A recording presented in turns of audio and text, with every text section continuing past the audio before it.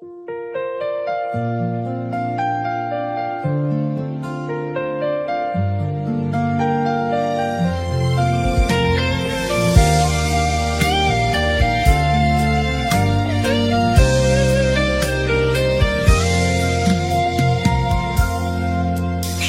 ពុងយំគេមានដឹងទេ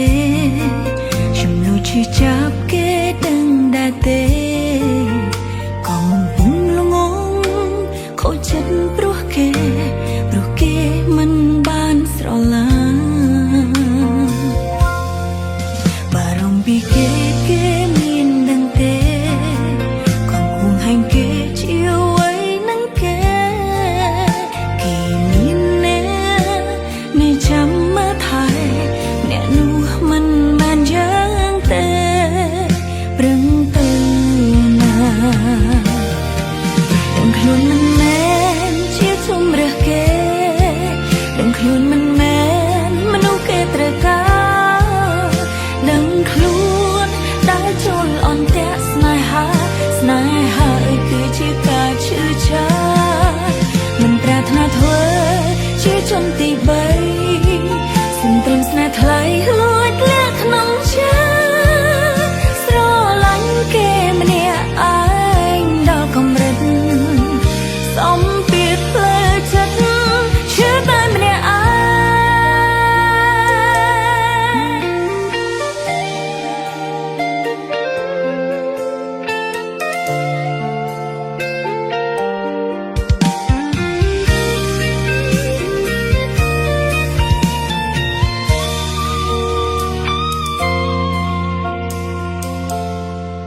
បារម្ភពី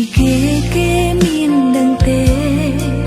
កំពុងហាញ់គេជាអ្វីនឹងគេមានអ្នកនៅចាំមើលថែអ្នកនោះមិនមែនយ៉ាងទេ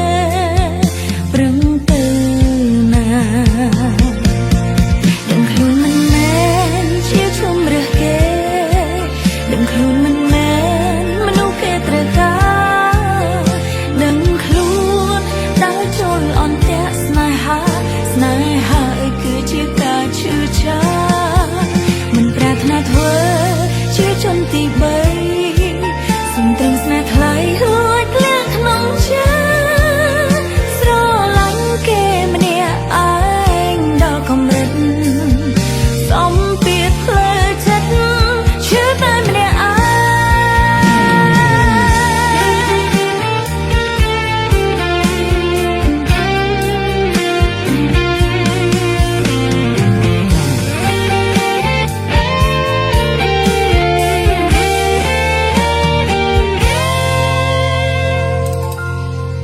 ដឹងខ្លួនមិនមែនជាជំរើសគេ